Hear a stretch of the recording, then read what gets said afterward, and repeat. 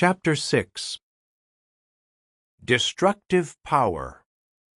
Jehovah is a manly person of war. Paragraphs 1 through 3, Question A.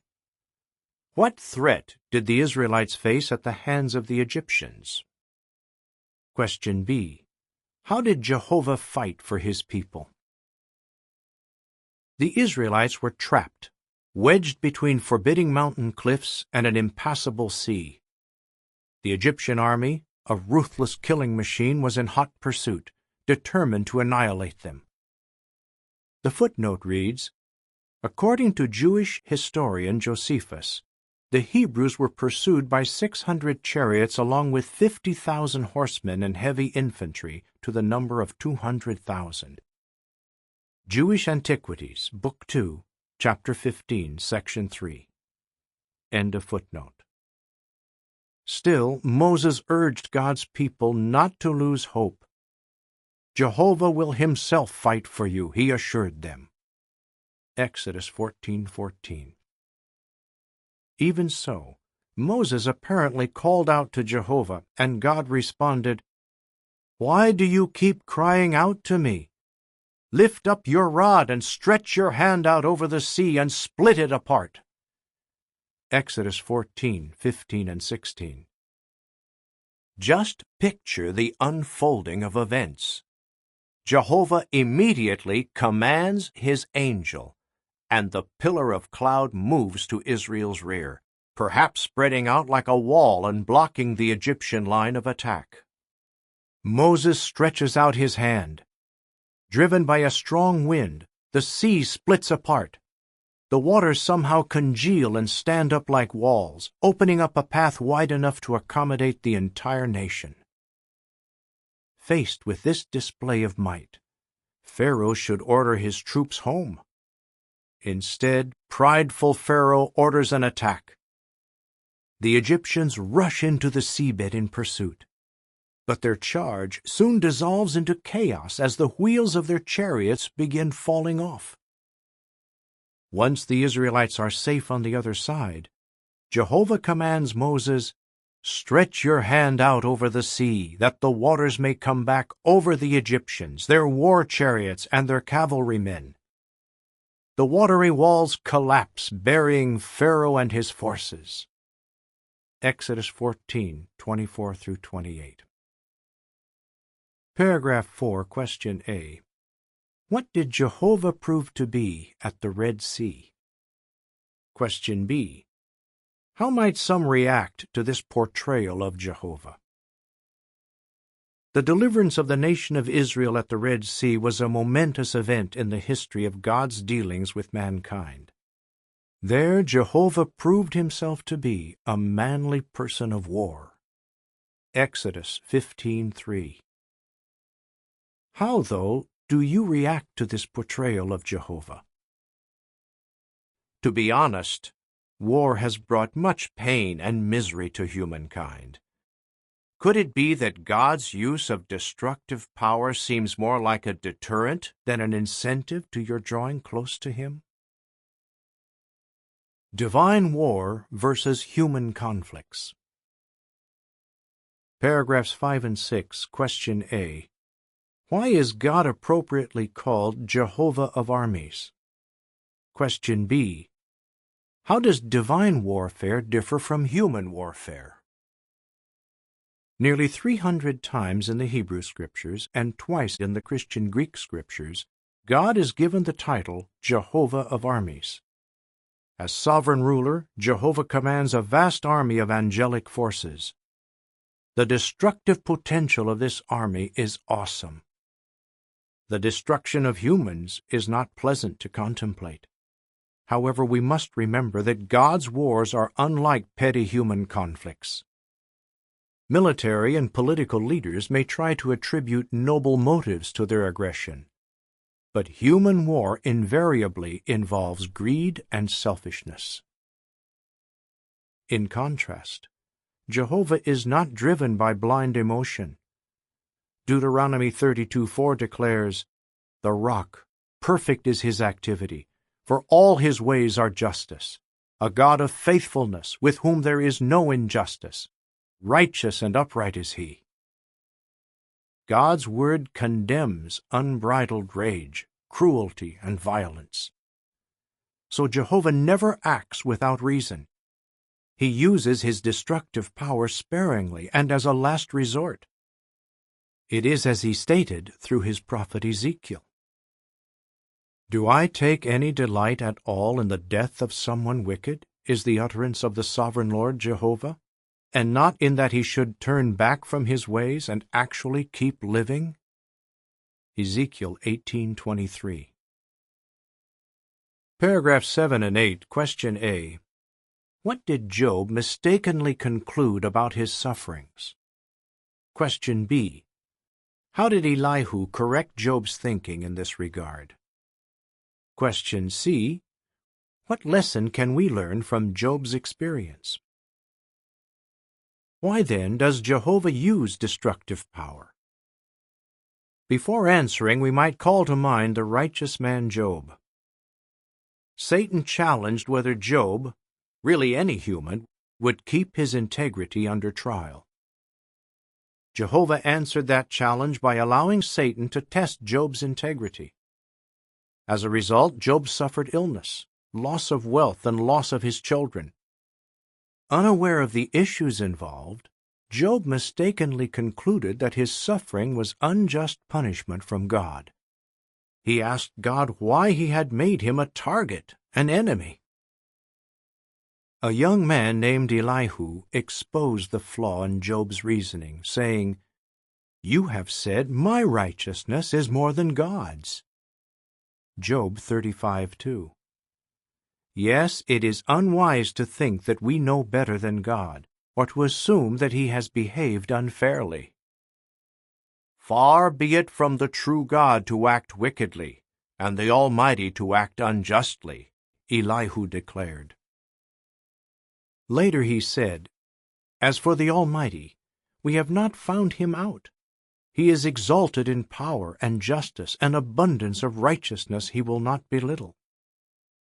Job 34:10 and 37:23. We can be sure that when God fights, he has good cause for doing so. With that in mind, let us explore some of the reasons why the God of peace sometimes assumes the mantle of a warrior. Why the God of peace is compelled to fight. Paragraph 9, Question. Why does the God of peace fight? After praising God as a manly person of war, Moses declared, "Who among the gods is like you, O Jehovah? Who is like you, proving yourself mighty in holiness?" Exodus 15:11. The prophet Habakkuk similarly wrote, "You are too pure in eyes to see what is bad, and to look on trouble you are not able." Habakkuk 1:13. Although Jehovah is a God of love, he is also a God of holiness, righteousness, and justice. At times, such qualities compel him to use his destructive power. So God does not blemish his holiness when he fights. Rather, he fights because he is holy. Paragraph 10, Question A. When and how did the need for God to wage war first arise? Question B. How only could the enmity foretold in Genesis 3:15 be resolved, and with what benefits to righteous mankind? Consider the situation that arose after the first human couple, Adam and Eve, rebelled against God. Had he tolerated their unrighteousness, Jehovah would have undermined his own position as universal sovereign. As a righteous God, he was obliged to sentence them to death. In the first Bible prophecy, he foretold that enmity would exist between his own servants and the followers of the serpent, Satan. Ultimately, this enmity could only be resolved by the crushing of Satan. But that judgment act would result in great blessings for righteous mankind, ridding the earth of Satan's influence and opening the way to a global paradise. Until then, those who sided with Satan would constitute an ongoing threat to the physical and spiritual well-being of God's people. On occasion, Jehovah would have to intervene. God acts to remove wickedness. Paragraph 11, question: why did God feel obliged to bring a global flood? The deluge of Noah's day was a case of such intervention. Says Genesis 6:11 and 12, "The earth came to be ruined in the sight of the true God, and the earth became filled with violence. So God saw the earth, and look, it was ruined because all flesh had ruined its way on the earth." Would God allow the wicked to snuff out the last vestige of morality left on earth? No.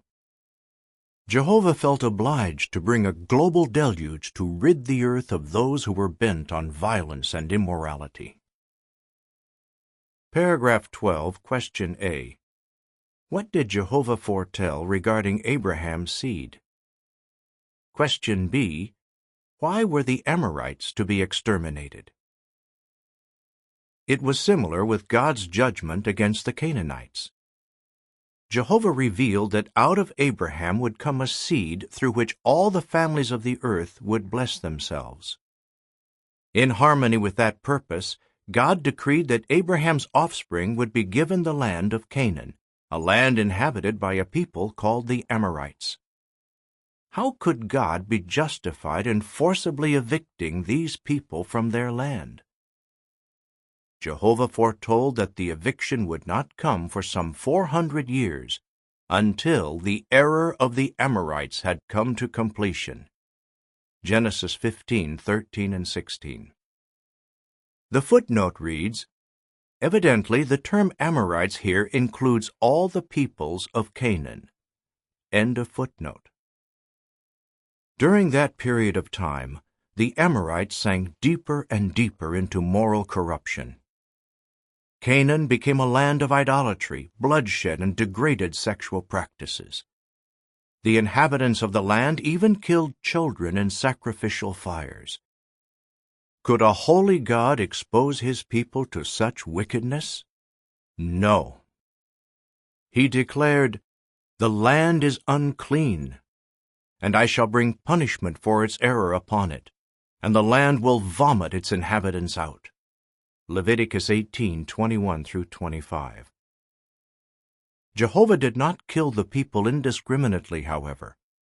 Rightly disposed Canaanites, such as Rahab and the Gibeonites, were spared. Fighting in behalf of his name.